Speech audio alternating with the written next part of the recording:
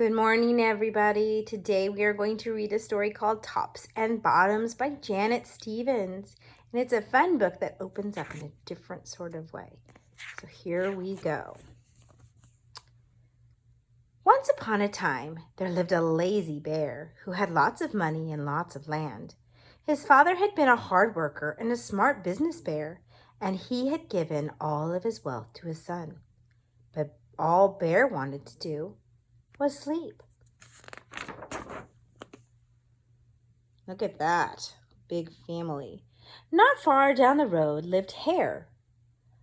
Although Hare was clever, he sometimes got into trouble. He had once owned land too, but now he had nothing. He had lost a risky bet with the tortoise and had sold all of his land to Bear to pay off the debt. Hare and his family were in very bad shape. "The children are hungry, Father Hare. We must think of something," Mrs. Hare cried one day. So Hare and Mrs. Hare put their heads together and cooked up a plan. The next day, Hare hopped down the road to Bear's house. Bear, of course, was asleep. "Hello, Bear. Wake up. It's your neighbor Hare, and I have an idea." Bear opened one eye and grunted. "We can be business partners," Hare said. "All we need is this field right here in front of your house. I'll do the hard work of planting and harvesting, and we can split the profits right down the middle. Yes, sir, Bear. We're in this together. I'll work and you sleep." "Huh?" said Bear. "So what will it be, Bear?" asked Hare. "The top half or the bottom half? It's up to you. Tops or bottoms?" Let's see," Bear said with a yawn. "I'll take the top half, Hare." "Right, tops." Hare smiled. It's a done deal, Bear." So Bear went back to sleep, and Hare and his family went to work. Hare planted, Mrs. Hare watered, and everyone weeded.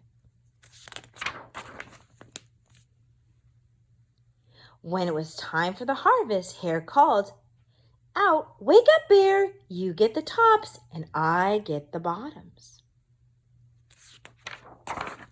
Look at that. They had carrots, so what's underground was the carrots and the radishes and the beets. Hare and his family dug up the carrots, the radishes, and the beets. Hare plucked off all the tops and tossed them into a pile for Bear. He put the bottoms aside for himself.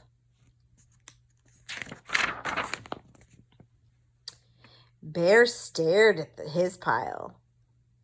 "But Hare, all the best parts are in your half. You chose the tops, Bear." Hare said, "Now, Hare, you tricked me. You plant this field again, and this season I want the bottoms." Hare agreed. "It's a done deal, Bear." So Bear went back to sleep, and Hare and his family went to work. They planted, watered, and weeded. Bear slept as the crops grew. When it was time for the harvest, Hare called out, "Wake up, Bear. You get the bottoms. I get the tops." Hare and his family gathered up the lettuce, the broccoli, and the celery. Hare pulled off the bottoms for Bear, put the tops in his own pile.